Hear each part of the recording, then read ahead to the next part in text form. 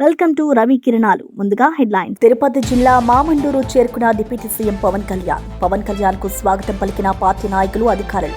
మామండూరు అటవీ ప్రాంతంలో మొక్కలు నాటిన పవన్.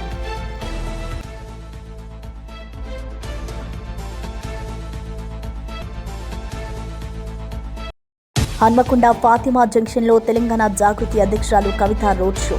బతుకమ్మలతో స్వాగతం పలికిన మహిళలు. కాలేజీ యాజమాన్యాల పట్ల సీఎం వీధి రౌడీలా ప్రవర్తించారని వ్యాఖ్యలు.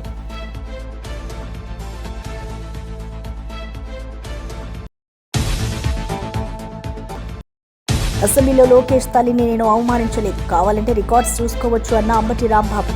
మీ నాన్నను జైల్లో పెడితే కనిపించిన వాళ్ళందరినీ జైల్లో పెడతావా అంటూ ప్రశ్న. జైల్లో పెడితే ఏమవుతుంది, చచ్చిపోతామా? మీ సవాళ్లకు మేం భయపడమంటూ వ్యాఖ్య. ప్రజల దృష్టి మరల్చేందుకే నాపై రేవంత్ రెడ్డి ఆరోపణలు చేస్తున్నారన్న కిషన్ రెడ్డి. ఎన్నికల హామీల అమల్లో రేవంత్ విఫలమయ్యారన్న కిషన్ రెడ్డి. హైకమాండ్ కు భయపడే కేసీఆర్ పై చర్యలు తీసుకోవడం లేదని ఆరోపణ. తెలంగాణ అభివృద్ధిపై చర్చకు రావాలని రేవంత్ కేసీఆర్ కు సవాల్. వారణాసిలో 4 కొత్త వందే భారత రైళ్ల ప్రారంభం. ప్రధాని నరేంద్ర మోడీ చేతుల మీదుగా పచ్చజెండా. బెంగళూరు, ఖజారహో, సహరాన్పూర్, ఢిల్లీకి కొత్త సర్వీస్. ప్రజలకు సౌకర్యవంతమైన ప్రయాణం, కనెక్టివిటీయే లక్ష్యం. కీలక మార్గాల్లో గణనీయంగా తగ్గనున్న ప్రయాణ సమయం.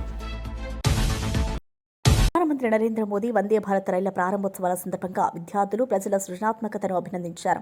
ప్రతి వందే భారత్ రైలు ప్రారంభం సందర్భంగా వికసిత్ భారత్, సెక్యూర్ భారత్ వంటి ఇతివృత్తాలపై చిత్రలేఖన పోటీలు నిర్వహించడం ఒక కొత్త సాంప్రదాయంగా ప్రారంభమైందని తెలిపారు. ఈ కార్యక్రమాలు దేశ యువతలో జాతీయతా భావం, ఆవిష్కరణాత్మక ఆలోచనలను పెంపొందిస్తున్నాయని అన్నారు. వారణాసి ఎంపీగా విద్యార్థులు రూపొందించిన అద్భుత చిత్రాలు తాను గర్వపడేలా చేశాయని అన్నారు. వందే భారత్ రైలు కేవలం ప్రయాణ సౌకర్యం మాత్రమే కాదు, భారత అభివృద్ధి, సాంకేతిక ప్రగతికి ప్రత్యేక అని మోదీ తెలిపారు. ఈ ప్రయత్నం ద్వారా దేశ ప్రజల్లో దేశభక్తి, విజ్ఞాన ఆవిష్కరణ భావాలు మరింత బలపడతాయని ఆయన విశ్వాసం వ్యక్తం చేశారు. एक अलग उत्साह और अलग आनंद मिल सके। साथियों, अभी मैं वंदे भारत ट्रेन के अंदर कुछ विद्यार्थियों से बात कर रहा था। मैं अश्विनी जी को बधाई देता हूं, उन्होंने एक अच्छी परंपरा शुरू की है। जहां वंदे भारत ट्रेन का शुभारंभ होता है, उस स्थान पर बच्चों के बीच में अलग अलग विषयों पर कंपटीशन होती है। विकास के संबंध में, वंदे भारत के संबंध में, अलग अलग विकसित भारत की कल्पना के चित्रों के संदर्भ में, कविताओं को लेकर के। और मैं आज, क्योंकि ज्यादा समय नहीं मिला था बच्चों को, लेकिन 2-4 दिन के भीतर उनकी जो कल्पकता थी, उन्होंने विकसित काशी के जो चित्र बनाए थे, विकसित भारत के जो चित्र बनाए थे, सुरक्षित भारत के जो चित्र बनाए थे, जो कविताएं सुनने को मिली मुझे, 12-12, 14 साल से बेटे बेटियां इतनी बढ़िया कविताएं सुना रहे थे। काशी के सांसद के नाते मुझे इतना गर्व हुआ कि मेरी काशी में ऐसे होनहार बच्चे हैं। मैं अभी यहां कुछ बच्चों को मिला, एक बच्चे को मिला, उसको तो हाथ की भी तकलीफ है, लेकिन जो चित्र उसने बनाया है, मैं वाकई बहुत ही मेरे लिए प्रसन्नता का विषय है। यानी मैं यहां की स्कूलों के टीचरों को भी हृदय से बहुत बधाई देता हूं कि उन्होंने बच्चों को ये प्रेरणा दी, उनका मार्गदर्शन किया। मैं इन बालकों के माता पिता को भी बधाई देता हूं। जरूर उन्होंने भी कोई न कोई योगदान किया होगा, तब इतना सुंदर कार्यक्रम इन्होंने किया होगा। मेरा तो मन में विचार आया कि एक बार यहां इन बच्चों का कवि सम्मेलन करें और उसमें से 8-10 जो बढ़िया बच्चे हो, उनको देश भर में ले जाए, उनसे कविताएं करवाए। इतना प्रभावी था। मेरे मन को एक काशी के सांसद के नाते आज एक बहुत विशेष, मुझे सुखद अनुभव हुआ। मैं इन बच्चों का हृदय से बहुत बहुत अभिनंदन करता हूं, बधाई कर देता हूं। साथियों, आज मुझे ढेर सारे कार्यक्रमों में जाना है, इसलिए एक छोटा सा कार्यक्रम ही आज रखा था। मुझे जल्दी निकलना भी है, और सुबह सुबह इतनी बड़ी मात्रा में आप लोग आ गए, ये भी खुशी की बात है। एक बार फिर आज के इस आयोजन के लिए और वंदे भारत ट्रेनों के लिए आप सभी को मेरी ढेर सारी शुभकामनाएं। హైదరాబాద్ శంషాబాద్ ఎయిర్పోర్ట్లో వియత్నాం వెళ్లాల్సిన విమానం గంటల తరబడి ఆలస్యం కావడంతో ప్రయాణికులు తీవ్ర ఇబ్బందులు ఎదుర్కొన్నారు. రాత్రి నుంచే విమానాశ్రయంలో వేచి ఉన్న సుమారు 200 మంది ప్రయాణికులు ఉదయం వరకు ఏ సమాచారం లేక ఆగ్రహం వ్యక్తం చేశారు. ఎయిర్లైన్ సిబ్బంది నుండి స్పష్టమైన సమాధానం రాకపోవడంతో పరిస్థితి ఉధృతంగా మారింది. చిన్నపిల్లలతో సహా కుటుంబాలు ఫ్లోర్లపై కూర్చొని వేచి ఉండాల్సిన పరిస్థితి నెలకొంది. టికెట్ బుకింగ్ సమయంలో ఇచ్చిన సమయానికి విరుద్ధంగా విమానం బయలుదేరకపోవడం వల్ల అంతర్జాతీయ షెడ్యూళ్లు కూడా దెబ్బతిన్నాయని ప్రయాణికులు ఆరోపించారు. ఎయిర్లైన్స్ యాజమాన్యం ఆలస్యానికి సాంకేతిక కారణాలను చూపిస్తూ ప్రయాణికులకు తగిన వసతులు కల్పించకపోవడం విమర్శలకు దారితీసింది. అధికారులు వెంటనే జోక్యం చేసుకుని సమస్య పరిష్కరించాలని ప్రయాణికులు డిమాండ్ చేశారు.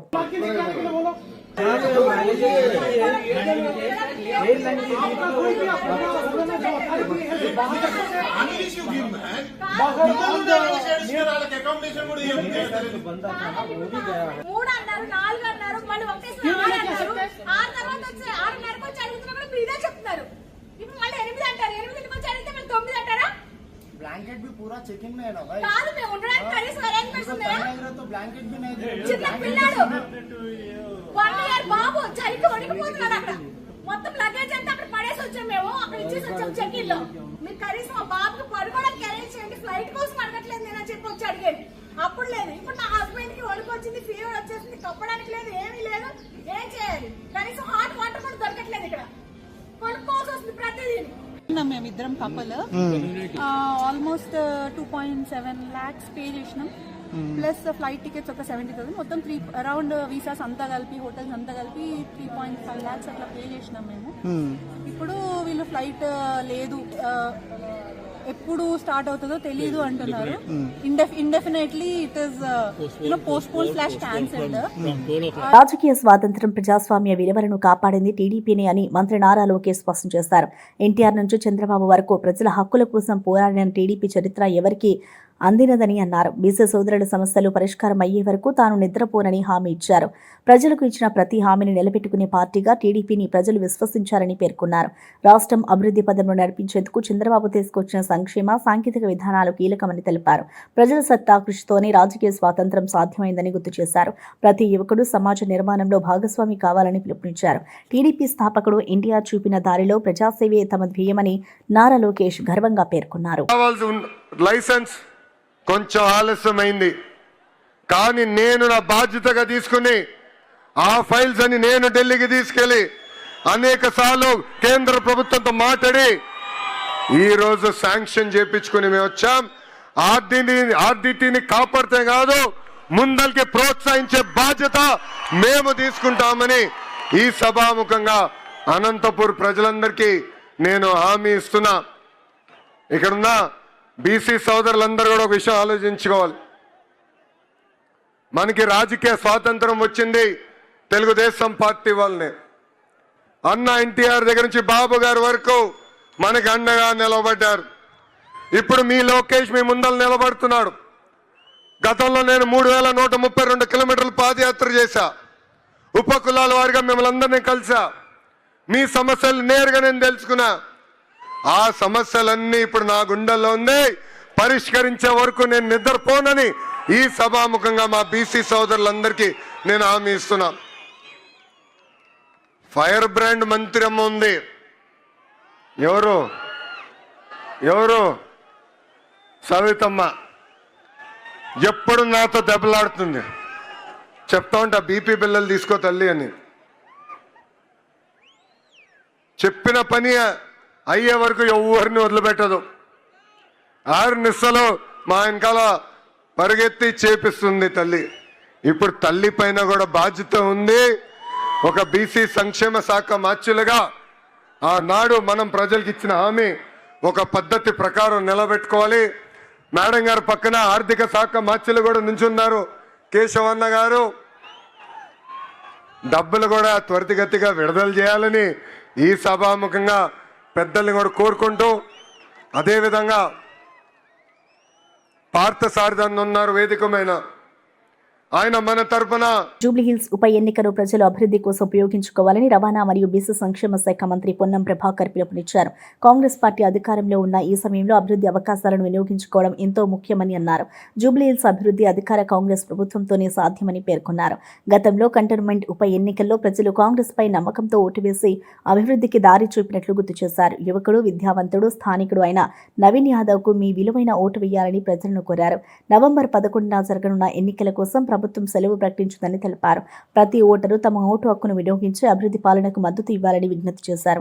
జూబ్లీహిల్స్ భవిష్యత్ అభివృద్ధి మీ బాటలోనే ఉందని మంత్రి పొన్నం ప్రభాకర్ పేర్కొన్నారు. ప్రజలు ఈ ఉప ఎన్నికల్లో జూబ్లీహిల్స్ అభివృద్ధి కొరకు నిర్ణయించుకోవాల్సిన అవసరం ఉంది కాబట్టి తప్పకుండా మీరంతా మరి ప్రభుత్వం అధికారంలో ఉంది, జూబ్లీహిల్స్ అభివృద్ధిని చేయడానికి అవకాశం ఉంది. గతంలో జరిగిన ఉప ఎన్నికల్లో కంటోన్మెంట్లో కాంగ్రెస్ గెలిపించినారు.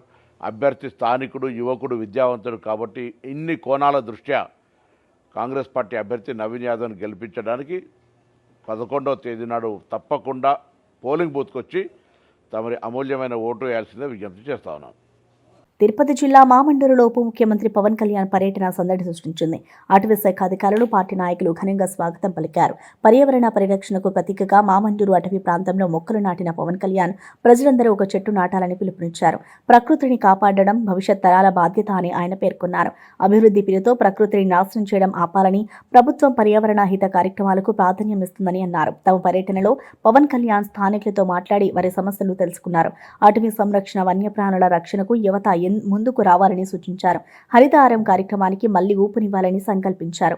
ప్రజలతో కలిసి మొక్కలు నాటిన పవన్ కళ్యాణ్ కార్యక్రమం ఆ ప్రాంతంలో విశేష ఆకర్షణగా నిలిచింది. హన్మకొండ ఫాతిమా జంక్షన్ లో తెలంగాణ జాగృతి అధ్యక్షులు కల్వకుంట్ల కవిత రోడ్ షోలో పాల్గొని ఉత్సాహాన్ని నింపారు. బతుకమ్మలతో స్వాగతం పలికిన మహిళలను పలకరించిన ఆమె విద్యార్థుల ఫీజు రియంబర్స్మెంట్ సమస్యలపై ప్రభుత్వంపై మండిపడ్డారు. ఫీజులు చెల్లించకపోవడంతో విద్యార్థులు, కాలేజీలు తీవ్ర ఇబ్బందులు పడుతున్నాయని పేర్కొన్నారు. విద్యార్థుల భవిష్యత్తుతో ప్రభుత్వం రాజకీయాలు ఆడుతుందని ఆవేదన వ్యక్తం చేశారు. పెన్లు ఎప్పుడుంది? 26 తారీఖు.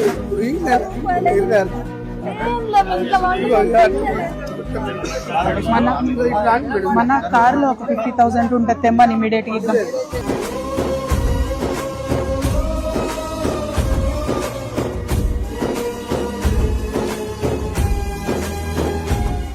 ఫీజు రియంబర్స్మెంట్ రాక మాకు ఇబ్బంది అవుతుందని ప్రత్యక్షంగా చెప్పడానికి ఇక్కడి వరకు రావడం జరిగింది. మరి మీ అందరికీ తెలుసు, ఇదివరకు నేను కౌన్సిల్లో గట్టిగా ప్రభుత్వాన్ని నిలదీస్తే ఆనాడు గౌరవ ముఖ్యమంత్రి రేవంత్ రెడ్డి గారు కౌన్సిల్లో మాట ఇచ్చిండ్రు.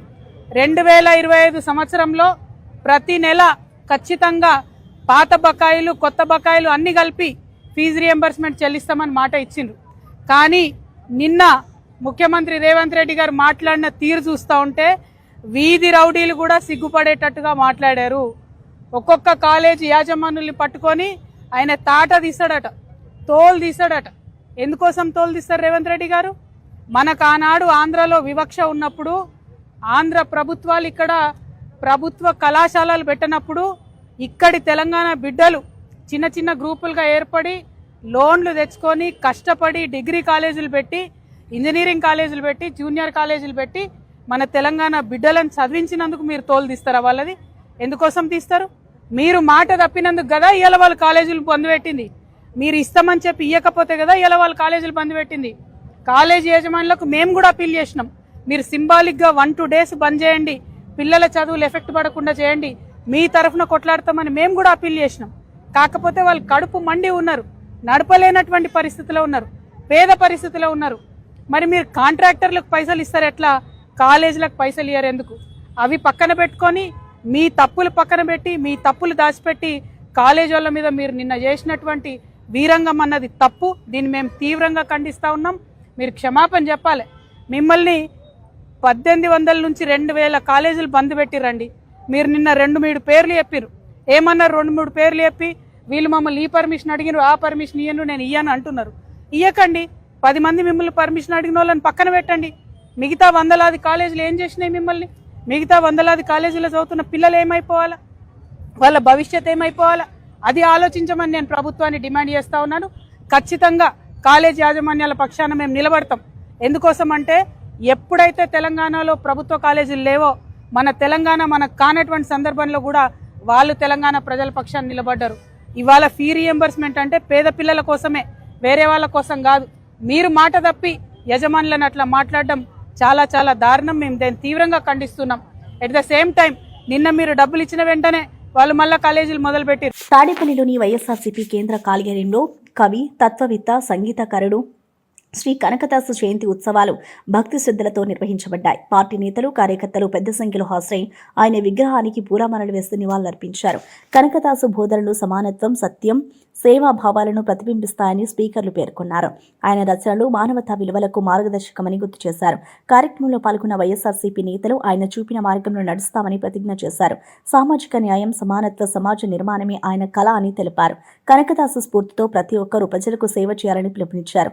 ఈ సందర్భంగా పేద విద్యార్థులకు నోట్బుక్స్ పంపిణీ చేశారు. సాంస్కృతిక బృందాల ప్రదర్శనలు, భజనలు, వేడుకకు ఆధ్యాత్మిక వాతావరణం ఇంకా ఘనంగా మేము జరుపుకోవాలని చెప్పేసి ఆకాంక్షిస్తున్నాము. ఇక మీదట ఈ పార్టీ ఆఫీస్లో జరిగే ప్రతి కార్యక్రమంలో ప్రతి సంవత్సరము ఈ యొక్క కనకదాస్ జయంతి జరుగుతుంది. దానికి పార్టీ ఆఫీస్ ఇన్ఛార్జ్ ఎమ్మెల్సీ గారు, అప్పిరెడ్డి గారు మాకు ప్రామిస్ చేశారు. ఆ తర్వాత ఈ ఫంక్షన్కి వచ్చిన మాజీ ఎంపీ గోరెంట్ల మాధవ్ గారికి, తర్వాత నేను పిలువంగానే వచ్చిన ఆదోని సోదరులకు, మంత్రాలయం సోదరులకు, అలాగే ఆలూరు సోదరులకు, తర్వాత ఏలూరు సోదరులకు, వీళ్ళందరికీ నేను ధన్యవాదాలు తెలుపుతూ సెలవు తీసుకుంటున్నాను. ఇప్పుడు మాజీ పార్లమెంట్ సభ్యులు గౌరవ పెద్దలు కోరంట్ల మాధవ్ సార్ మాట్లాడవలసిగా కోరుతున్నాం సార్. ఈ కార్యక్రమానికి హాజరైన కుల బాంధవులకు, పార్టీ పెద్దలకు అందరికీ కూడా నేను హృదయపూర్వక ధన్యవాదాలను, నమస్కారాలను తెలియజేస్తున్నాను. ప్రముఖ రచయిత, కవి, ఆధ్యాత్మికవేత్త, కుల దురహంకారంపై భక్తి మార్గంలో తిరుగుబాటు చేసిన సామాజికవేత్త శ్రీ భక్త కనకదాసు గారి 538వ జయంతిని ఈ రాష్ట్ర మాజీ ముఖ్యమంత్రి, వైఎస్ఆర్ కాంగ్రెస్ పార్టీ అధినేత వైఎస్ జగన్మోహన్ రెడ్డి గారు తన ఇంటిలో మా భక్త కనకదాస జయంతిని జరుపుకుంటూ ఆయన పిలుపు మేరకు ఆయన చేసుకుంటున్న కార్యక్రమానికి మమ్మల్ని కూడా ఆయన ఇంటిలో హాజరయ్యే విధంగా మమ్మల్ని పిలిచినందుకు, మమ్మల్ని ఆహ్వానించినందుకు శ్రీ జగన్మోహన్ రెడ్డి గారికి కూడా మేము కృతజ్ఞతలను తెలియజేస్తున్నాము. అదేవిధంగా తెలంగాణ ముఖ్యమంత్రి రేవంత్ రెడ్డి పుట్టినరోజు సందర్భంగా యాదగిరిగుట్ట శ్రీ లక్ష్మీనరసింహస్వామి ఆలయ అర్చకులు ప్రత్యేక పూజ నిర్వహించి ఆయనకు ఆశీర్వచనం అందించారు. రేవంత్ రెడ్డి ఆయుర ఆరోగ్యాలతో ప్రజలకు సేవలు అందించాలని దేవుణ్ణి ప్రార్థించారు. రాష్ట్రంలో శాంతి, అభివృద్ధి, సమగ్ర సంక్షేమం కొనసాగాలని పూజారులు ఆకాంక్షించారు. ఈ సందర్భంగా ఆలయ ప్రాంగణంలో భక్తులు ప్రత్యేక హారతులు సమర్పించారు. ఆలయ అర్చకులు పంచామృతాభిషేకం చేసి ప్రత్యేక పూజలు నిర్వహించారు. సీఎం రేవంత్ పుట్టినరోజు వేడుకల సందర్భంగా ప్రభుత్వ పథకాల ఫలాలు ప్రజలందరికీ అందాలని కోరుకున్నారు. భక్తులు జయహో రేవంత్ అంటూ నినాదాలు చేశారు. యాదగిరిగుట్టలో జరిగిన ఈ వేడుకలు ఆధ్యాత్మిక. సీఎం రేవంత్ రెడ్డి ప్రజల ముందుకు వెళ్లినప్పుడు అభివృద్ధి గురించి మాట్లాడాలని కేంద్ర మంత్రి కిషన్ రెడ్డి సూటిగా సూచించారు. ఎన్నికల సమయంలో ప్రత్యర్థి పార్టీలపై తప్పుడు ఆరోపణలు చేయడం సరికాదన్నారు. 2 సంవత్సరాల పాలనలో ఒక్క హామీ కూడా అమలు చేయలేదని విమర్శించారు. జూబ్లీహిల్స్ ఉప ఎన్నికల్లో కాంగ్రెస్ గెలవడం కష్టమని ధీమాగా చెప్పారు. హైదరాబాద్ నగరం చెత్తతో మునిగిపోతుందని, రేవంత్ రెడ్డి పాలనలో పౌర సేవలు క్షీణించాయని మండిపడ్డారు. ప్రభుత్వ పనితీరు దారుణమని, ప్రజలు విసిగిపోయారని అన్నారు. ఎన్నికల తర్వాత కాంగ్రెస్ పార్టీ ఎక్కడా కనిపించదు, ప్రజలే తీర్పు చెబుతారు అని హెచ్చరించారు. ప్రజా సమస్యల పరిష్కారమే నాయకుడి బాధ్యత, విమర్శలతో అభివృద్ధి సాధ్యం కాదని కిషన్ రెడ్డి స్పష్టం చేశారు.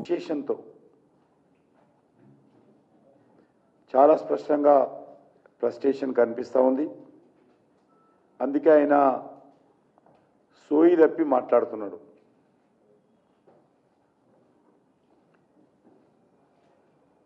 ఎవరైనా ఒక ముఖ్యమంత్రి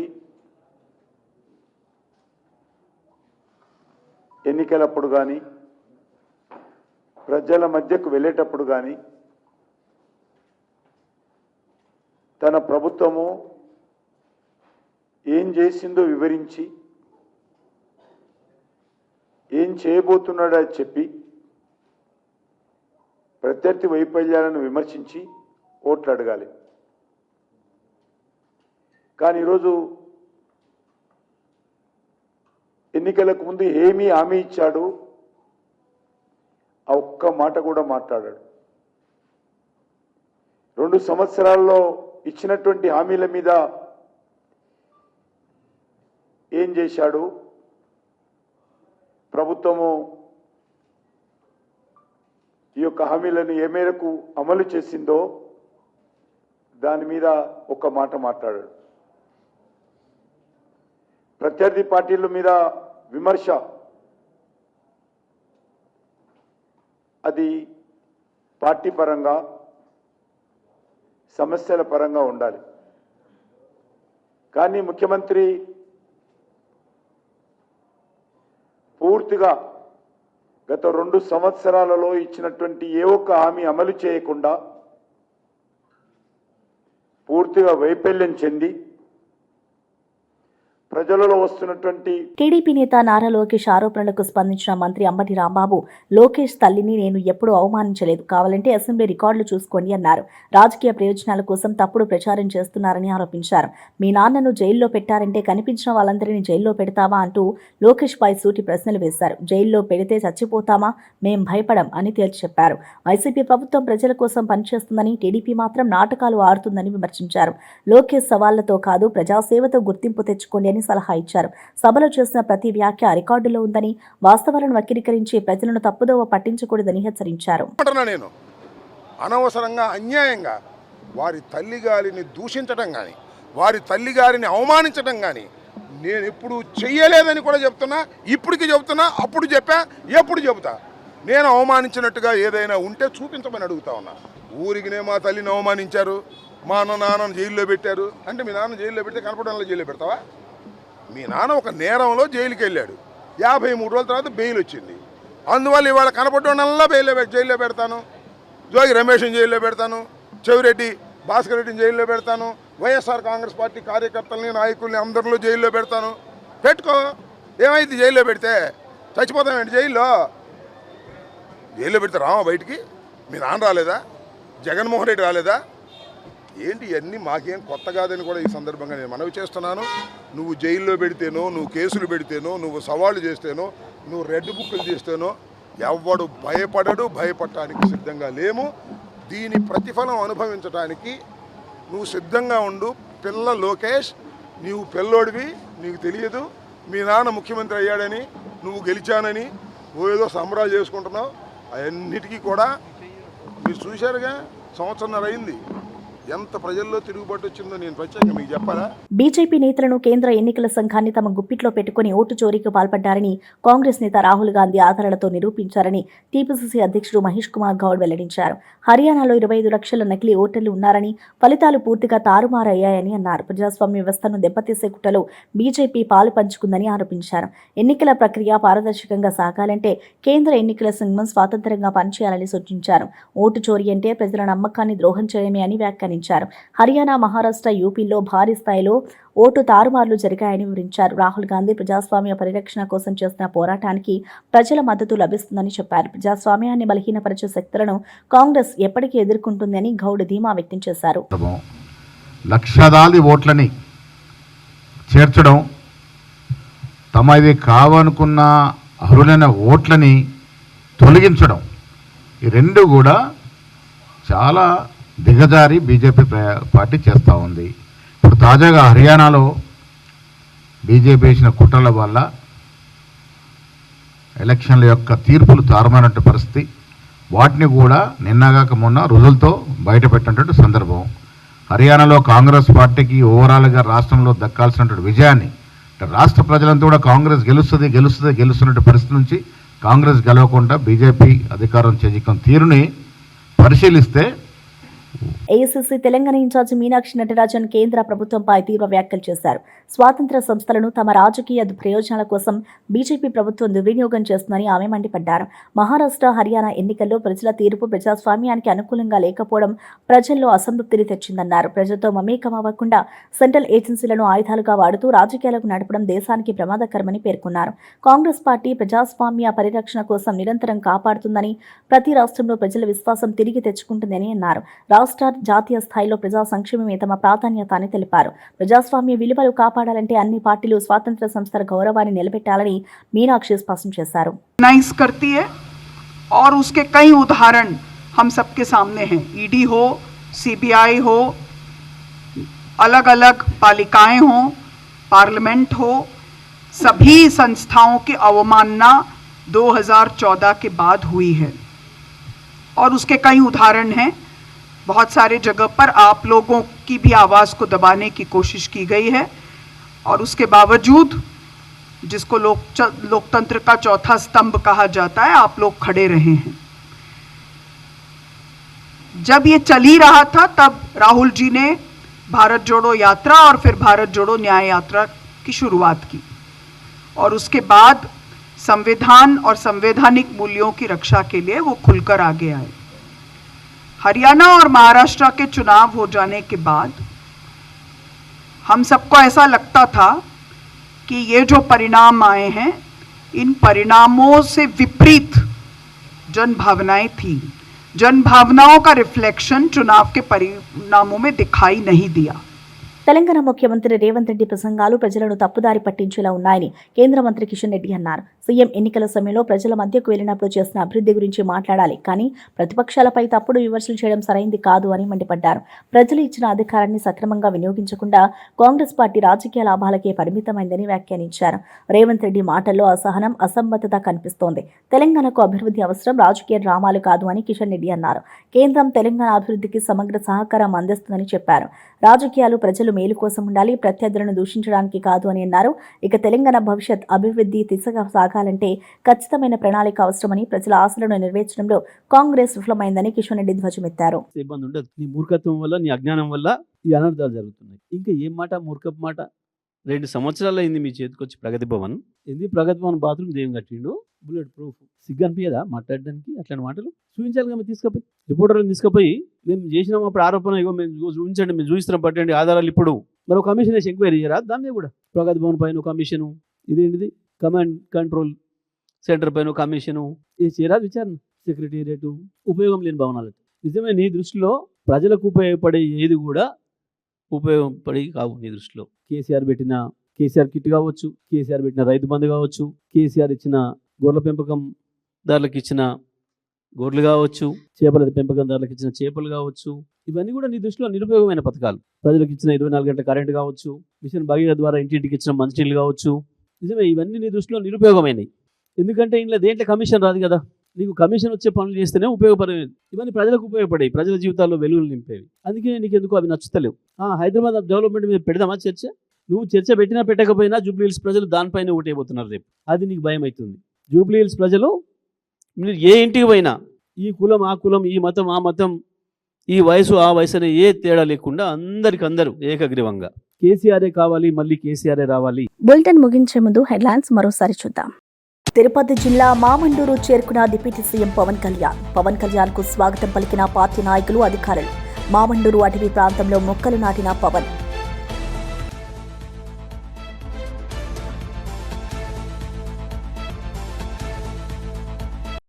హన్మకొండ ఫాతిమా జంక్షన్లో తెలంగాణ జాగృతి అధ్యక్షురాలు కవిత రోడ్ షో.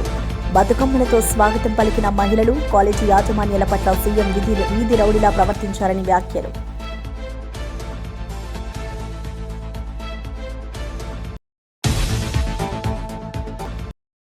అసెంబ్లీలో లోకేష్ తల్లిని నేను అవమానించలేదు, కావాలంటే రికార్డ్స్ చూసుకోవచ్చు అన్న అంబటి రాంబాబు. మీ నాన్నను జైల్లో పెడితే కనిపించిన వాళ్ళందరినీ జైల్లో పెడతావా అంటూ ప్రశ్న. జైల్లో పెడితే ఏమవుతుంది, చచ్చిపోతామా? మీ సవాళ్లకు మేం భయపడమంటూ వ్యాఖ్య. ప్రజల దృష్టి మరల్చేందుకే నాపై రేవంత్ రెడ్డి ఆరోపణలు చేస్తున్నారన్న కిషన్ రెడ్డి. ఎన్నికల హామీల అమల్లో రేవంత్ విఫలమయ్యారన్న కిషన్ రెడ్డి.